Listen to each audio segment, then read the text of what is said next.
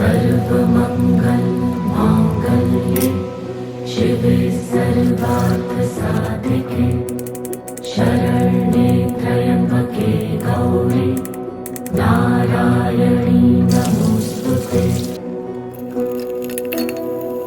या देवी सर्वभूतेषु विष्णुमायेति शक्तिता नमस्तस्यै नमस्तस्यै नमस्तस्यै नमो नमः। या देवी सर्वभूतेषु चैतन्येत्य विधीयते नमस्तस्यै